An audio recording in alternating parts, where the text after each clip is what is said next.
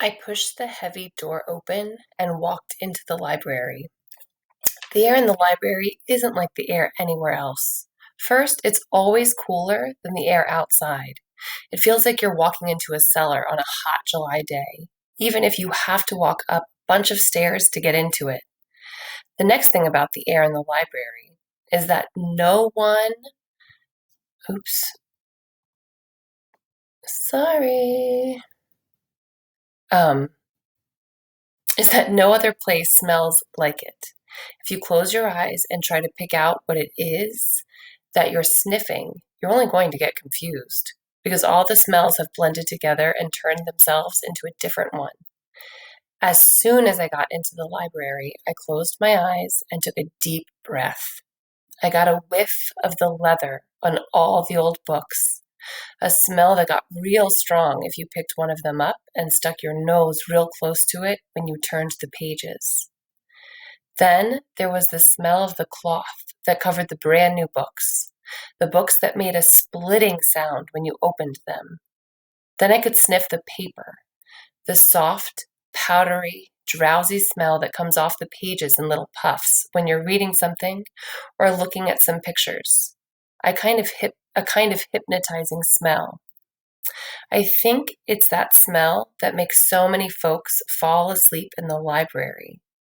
You'll see someone turn a page, and you can imagine a puff of page powder coming up really slow and easy until it starts pilling on the person's eyelashes, weighing their eyes down so much that they stay down a little longer after each blink, and finally making them so heavy that they just don't come back up at all. Then their mouths come open and their heads start bouncing up and down like they're bobbing in a big tub of water for apples. And before you know it, whoop, zoop, sloop, they're out cold and their face thunks down smack dab on the book. That's the part that gets the librarians the maddest.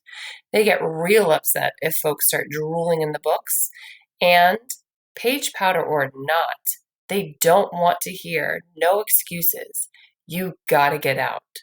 Drooling in the books is even worse than laughing out loud in the library. And even though it might seem kind of mean, you can't really blame the librarians for tossing drooly folks out because there's nothing worse than opening a book and having the pages all stuck together from somebody's dried up slobber. I opened my eyes to start looking for Miss Hill. She wasn't at the lending desk, so I left my suitcase with the white lady there. I knew it would be safe. I walked between the stacks to see if Miss Hill was putting books up. 3 doggone times I walked through the library, upstairs and down, and couldn't find her. I went back up to the librarian at the lending desk. I waited until she looked up at me. She smiled and said, "Yes? Would you like to retrieve your suitcase?" She reached under the desk. I said, "Not yet, ma'am. Could I ask you a question?" She said, "Of course, young man. How may I help you?" "I'm looking for Miss Hill." The librarian looked surprised. "Miss Hill? My goodness, hadn't you heard?" Uh-oh. That's number 16 of Bud Caldwell's Rules and Things for Having a Funner Life and Making a Better Liar Out of Yourself. That's one of the worst ones. Rules and Things number 16. If a grown-up ever starts a sentence by saying, "Haven't you heard?"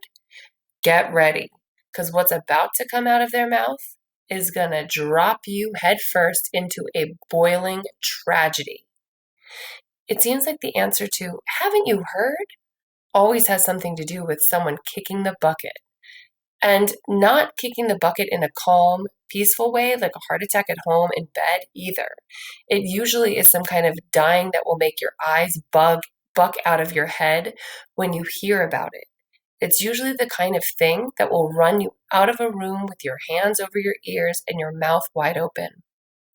Something like hearing that your grandmother got her whole body pulled through the ringer on a washing machine. Or something like hearing about a horse slipping on the ice and landing on some kid you went to school with. I answered, "No, ma'am." and got my stomach ready to hear about Miss Hill biting the dust in some way that was going to give me nightmares. The librarian said, "There's no need for you to look so stricken. It's not bad news, young man." She laughed a quiet, librarian-type laugh and said, "Really, it's not bad news, unless you had matrimonial plans concerning Miss Hill." I pretended I knew what she was talking about. Most times, if you listen to how grown folks ask a question, they let you know what it is they want to hear. I said, "No, ma'am, I didn't plan that at all." She laughed again and said, "Good, because I don't think her new husband would appreciate the competition. Charlemagne, Miss Hill, is currently living in Chicago, Illinois." I said, "Husband? You mean she got married, ma'am?" The librarian said, "Oh, yes, and I must tell you, she was radiating happiness." I said, "And she moved all the way to Chicago?" "That's right, but Chicago isn't that far. Here, I'll show you." She reached under her desk and pulled out a thick leather book called Atlas of the United States of America. She thumbed through a couple of pages and said, "Here we are." She turned the book to me. It was a big map of Michigan and a couple of the states that were next to it. "We're here." She pointed to the spot that said Flint. "And Chicago is here in Illinois."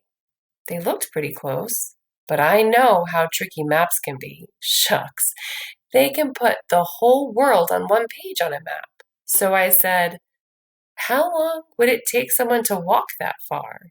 She said, "Oh dear, quite a while, I'm afraid. Let's check the distance." She reached under the desk and pulled out another thick book called Standard Highway Mileage Guide and turned to a page that had 1,000,000 numbers and city names on it. She showed me how to find Chicago on the line that was running across the page and Flint on the line that was running down the page, and then to look at the number that was writ where the two of them joined up. It said 270. She pulled a pencil out and said, "Okay, this is how one figures the amount of time required to walk to Chicago. Now," she pulled a third book out. Shucks. This is one of the bad things about talking to librarians. I asked one question, and already she had us digging through 3 different books. She thumbed through the book until she said, "Aha! It says here that the average male human gait is 5 miles an hour. Okay, assuming that you could cover 5 miles an hour, all we have to do is divide 270 by 5. She did it and said, 54 hours. Much too long to be practical. No, I'm afraid you'll simply have to wait until Mrs. Rollins comes back to Flint for a visit. Shucks. Chicago might as well be 1,000,000 miles away from Flint, and Miss Hill might as well be a squashed, crunched up mess in a washing machine when it came down to helping me now. I thanked the librarian for the bad news and went to sit at one of the big heavy tables so I could think what to do next. Going back to the home was out. It used to be that we get a new kid every once in a while, but lately it seems like there's a couple of new kids every day, mostly babies, and they're most always sick. It's not like it was when I got there. Shucks, half the folks that run it don't even tell you their name and don't remember yours unless you're in trouble all the time or getting ready to move out. After a while, I got my suitcase and walked into the regular air and stinking smells of Flint. The library door closing after I walked out was the exact kind of door Mama had told me about. I knew that since it had closed, the next one was about to open. I went back under my tree. Before I knew it, I was asleep.